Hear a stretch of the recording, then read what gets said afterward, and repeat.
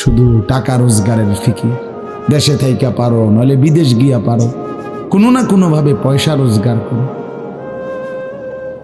টাকা রোজগার করলে মা বাপ খুশি, টাকা রোজগার না করলে মা অখুশি। খালাস। এরপরে ইমান আছে কিনা, ইসলাম আছে কিনা, নামাজ আছে কিনা, কোরআন আছে কিনা, আল্লাহ চিনি কিনা, হালাল হারাম কিনা, জায়েজ না জায়েজ না, এত কিছু আমার দরকার। ফুতের জিগায়ও না যে ফুত কামাই যে করতেছ কি হালাল কামাই করো না হারাম, না এত কিছুর দরকার কি। টাকা দিতেছে, খাইতেছে, ঘুমাইতেছে, বিল্ডিং করতে আসে, জমি কিনতে আসে, আপেল মালটা খাইতেছে। এক ছেলে আমারে নিজে বলছে, আমি সবার ব্যাপারে বলি না, এক ছেলে আমারে নিজে বলছে, হুজুর আমি একটা দেশের নাম বলছে, যেই দেশে আমার কর্মটা ছিল, চলে আসছে ওই দেশ থেকে। আমার বলছে, হুজুর আমার কর্মটা হলো এই, মদের বার, মদের হোটেলে নারী পুরুষ উলঙ্গ জিনা ব্যভিচার করে, আমার দায়িত্ব শুধু পাশে দাঁড়িয়ে মদের বোতল নিয়ে দাঁড়ায় থাকা, যতবার তারা চায় অতবার তাদেরকে মদ গ্লাসে ঢেলে দেওয়া, তাদের হাতে তুলে দেওয়া। এর বিনিময়ে আমার মাসে বেতন 2 লাখ টাকা। মুসলমান মুসলমান মুসলমানের সন্তান, বাংলাদেশের সন্তান। তো এই টাকা যখন বাবা খাচ্ছেন, বিল্ডিং করতেছে, কোনো টেনশন নাই। আমি আবারও বলছি, আমি সবার জন্য বলি না, ওই বলছে দেখে অট্টা কইছি, কথা বুঝছেন না? আমি তো নাম ঠিকানা বলি না।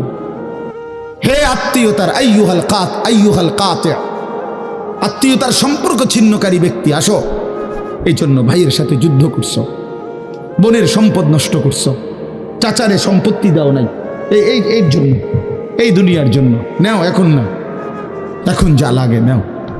এইভাবে প্রত্যেক নাফরমান পাপীকে, হে হারামখোর সুদ করে দিগা, এখানে টাকা যা লাগে নে, নে বাটপার, এখান থেকে টাকা নে, কি পরিমাণ টাকা দরকার ছিল তোর, নে।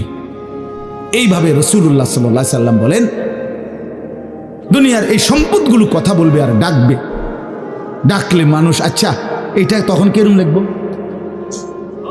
কথা বোঝেন নাই? এডিজন কথা বলবে, ডাকাডাকি করবে, মানুষ কি বলবে? লোকেরা তো সবাই দাঁড়াইছে, মানুষও তো দাঁড়াইছে, তারারই তো ডাকতেছে, তো তারা কি বলবে? ওয়াকালাল ইনসানু মা লাহা, আল্লাহ নিজেই বলতেছে, লোকেরা তখন মানুষগুলো বলবে মা লাহা, এটা কি হলো, আরে এইটা কি কারবার, এগুলো কথা বলে কেমনে, এগুলো কি কয়, এরা আমার চিনলো কেমনে, আমি যে সিটার, আমি বাটফারে চিন্তা লাগলো, ইন্নালিল্লাহ, একেবারে পুরা ধরা, অনবিচার আচার কিছুই শুরু হয়েছে না, এখনই বেজ্জুতি, বাকিটা তো অবস্থা খারাপ।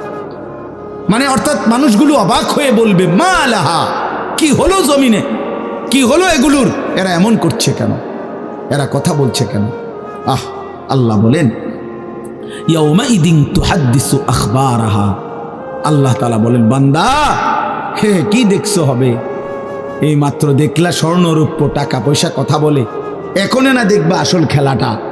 ইয়াউমাইদিন তুহাদ্দিসু আখবারাহা, আল্লাহ বলেন এখন দেখবা সরাসরি এই হাসরের মাঠে তোমার সামনে, তোমার পায়ের নিচের জমিন, তোমার পুরা জিন্দেগির কথা, তোমার যত তথ্য, ভালো কিংবা মন্দ, নেক কিংবা গুনাহ, তোমার সমস্ত কিছু রাতের কিংবা দিনের, একাকী কিংবা প্রকাশ্যের, গোপন কিংবা আড়ালের, আল্লাহর কসম জমিন সবটা এখন তোমার সামনে বলে দিবি।